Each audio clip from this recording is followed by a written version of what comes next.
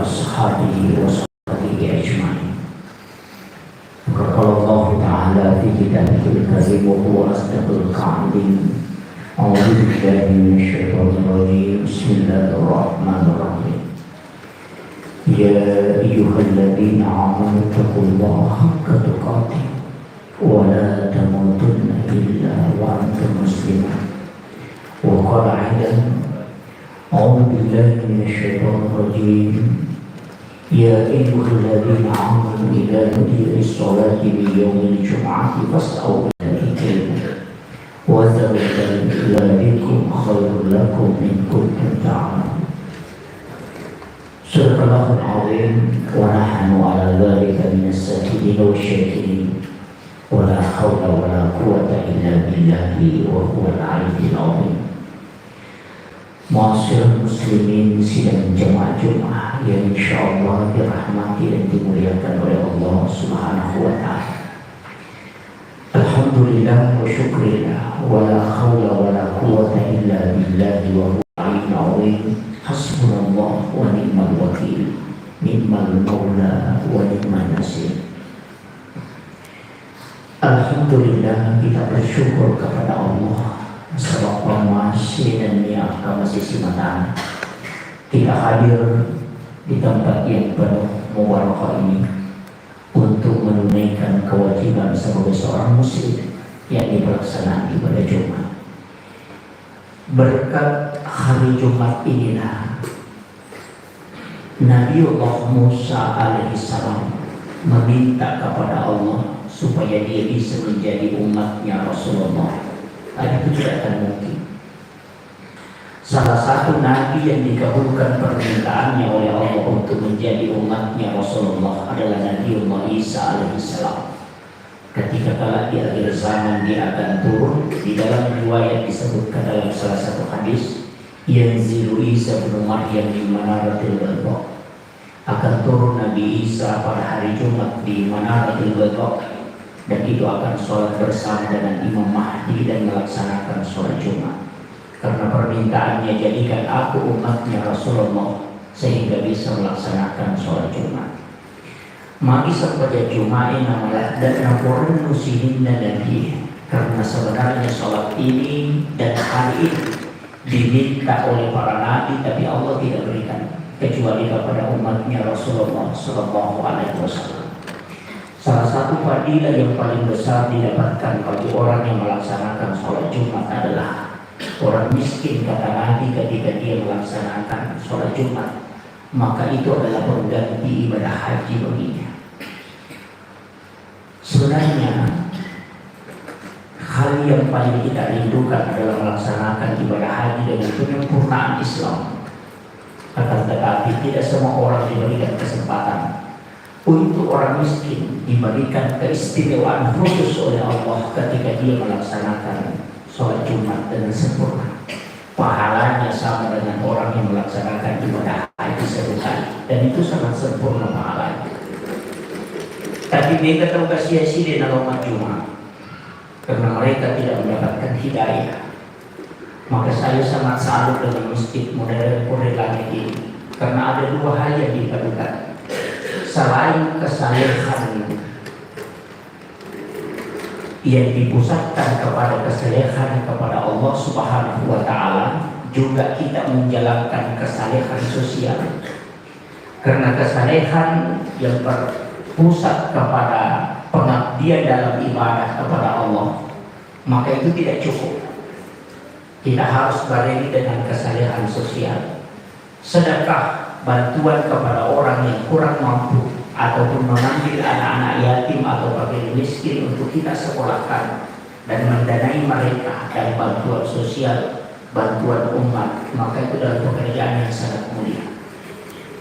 Sebenarnya ada dua hal yang penting saya tekankan pada khutbah yang singkat ini.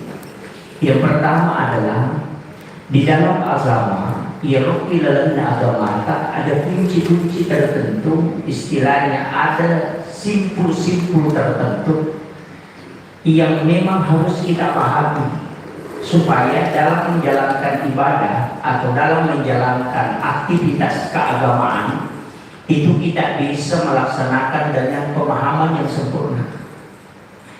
Ketika kita membuka dalil-dalil di dalam Al-Quran maupun hadis dan penjelasan-penjelasan ulama dalam beberapa kitab, sebenarnya Allah sudah membagi waktu-waktu tertentu.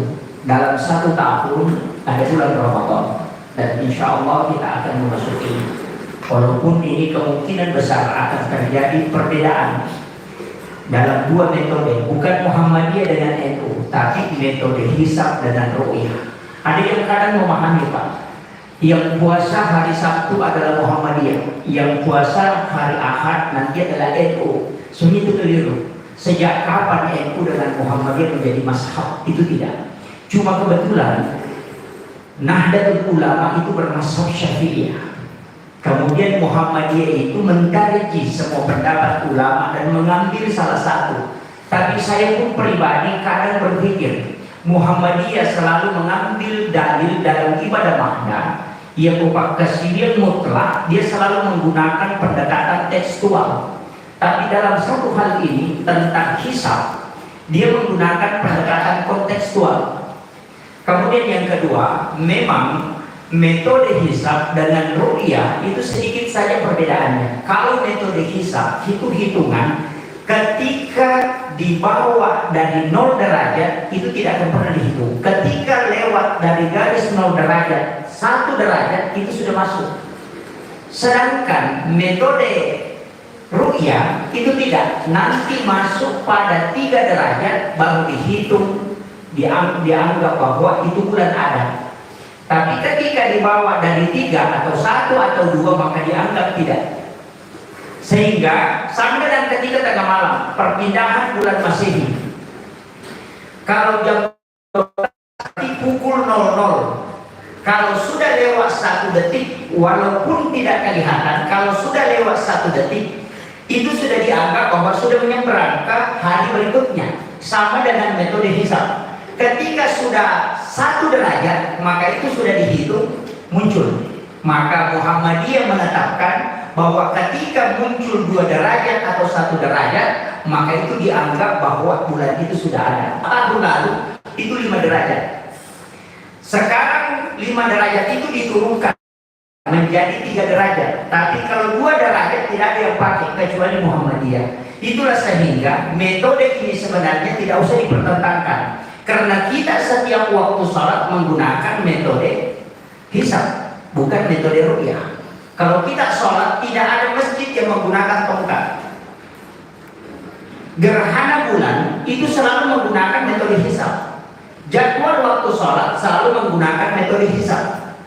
Kenapa? Karena seandainya metode ru'yah, maka kita harus menggunakan tongkat sebelum menetapkan waktu masuknya waktu zuhur. Seperti itu. Makanya hal ini kadang dipertentangkan. Saya pribadi ketika orang memahami 2 kaidah ini itu tidak akan dipermasalahkan.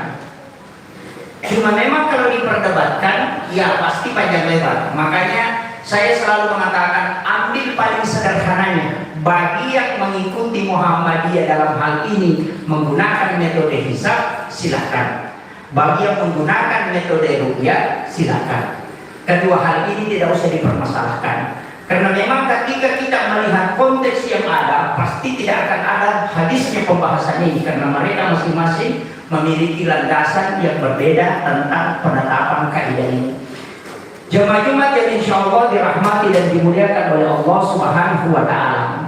Saya tadi mengatakan bahwa irupung Allah Ta'ala angka waktu-waktu memang diistimewakan. Dalam 1 tahun ada 1 bulan. Bahkan dalam 1 bulan ini ada 1 hari, 1 malam yang disebut dengan malam Lailatul Qadar, khairum min alfi syahr. Berarti kurang lebih kalau pahalanya hampir sama dengan orang ibadah 83 tahun lamanya. Orang yang mendapatkan malam Lailatul Qadar itu. Kemudian dalam 1 pekan ada hari Jumat.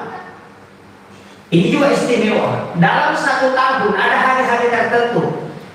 Saya pernah membaca salah satu hadis Nabi, ada 6 malam yang sangat istimewa. Yang pertama adalah malam 1 Rajab, yang kedua adalah malam nisfu Syaban, yang ketiga adalah malam 8 Zulhijjah, dan malam 9 Zulhijjah, malam 10 Zulhijjah, dan malam hari raya Idul Fitri. Ada juga yang berbeda pendapat mengatakan tidak memasukkan malam 8 Zulhijjah, tapi memasukkan malam Jumat setiap pekannya.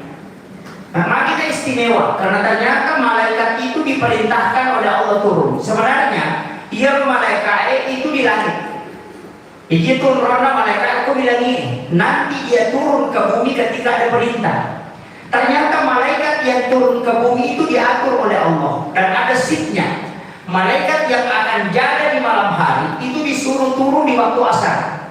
Dan malaikat yang akan jaga di siang hari disuruh turun oleh Allah ketika menjelang subuh. Itulah waktu yang disebut dengan di waktu sahara. Ada waktu di dalam Al-Quran disebutkan oleh Allah wabil azhari hum yastaghfirun. Di waktu sahara hendaknya kalian beristighfar. Kenapa sedekah subuh itu sangat mulia dan didoakan oleh malaikat? Padahal kalau kita sedekah di waktu duhur, angka tahu mas sumpah kolori, mas sedekah kolori, mas sedekah kalau mungkin menjelang asar itu baik. Tapi kenapa sedekah subuh itu istimewa? Karena ternyata di situ ada dua kelompok malaikat ketemu.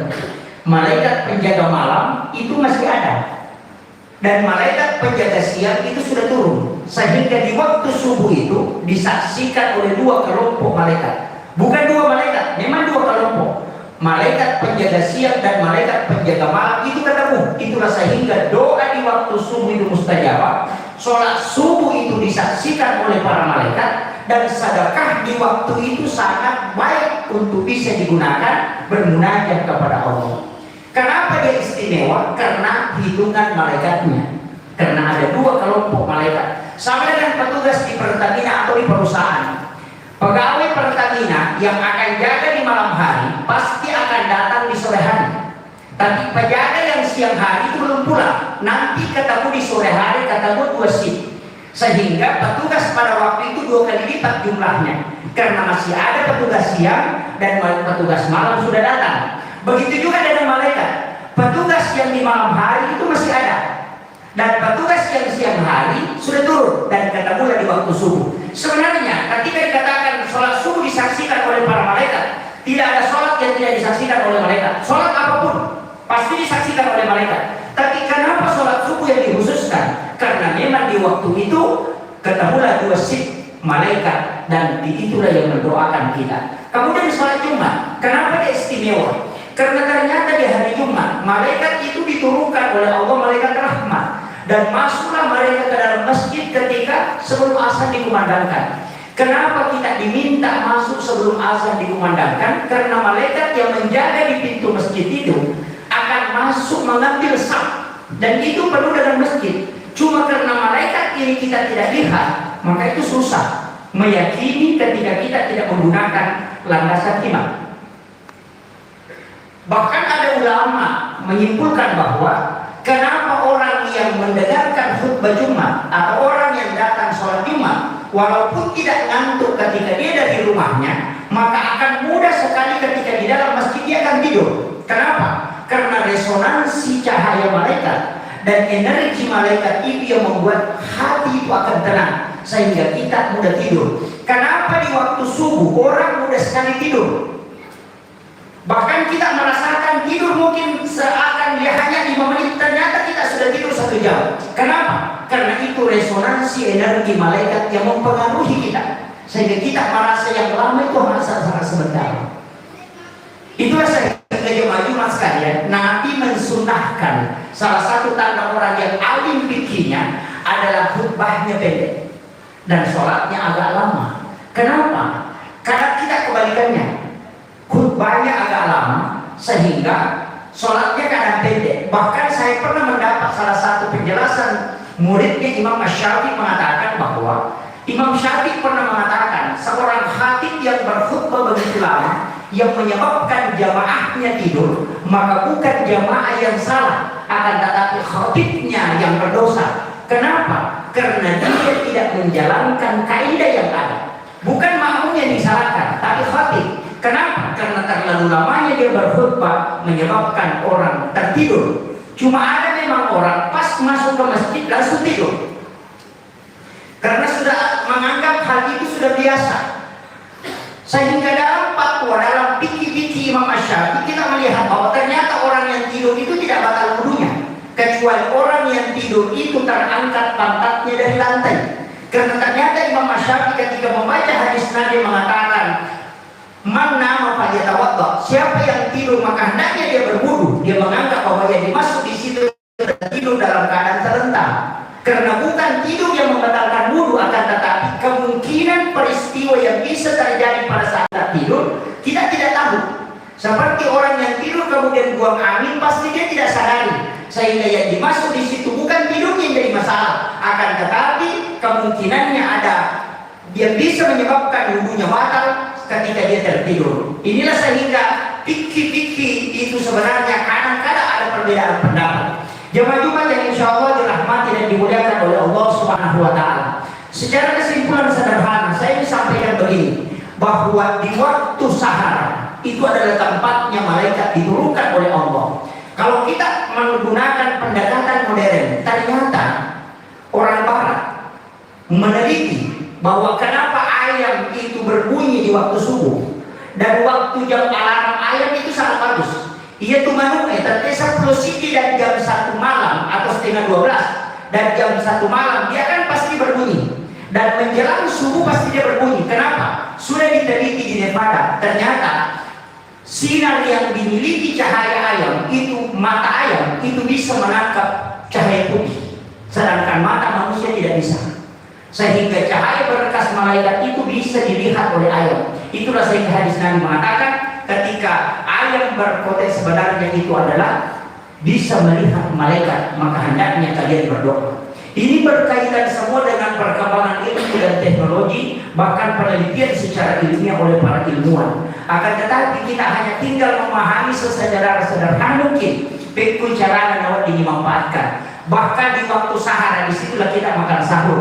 Cuma kadang-kadang dia ini mandi subuh sekitar jam 3 atau setengah 3. Sebenarnya itu keliru.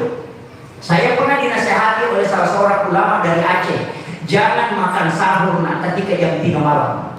Jangan, karena itu bukan makan sahur. Makan sahur itu adalah makan di waktu sahar. Makanya dikatakan makan sahur. Kapan waktu sahar? 10 menit sebelum masuk subuh. Saya mengatakan kalau kita makan di waktu itu bisa saja kita sampai masuk subuh. Makanya mengatakan tidak usah. Akalilah makan sahurmu. Cukup engkau makan nanti di jam 3 malam, tapi jangan niatkan sahur. Makan saja.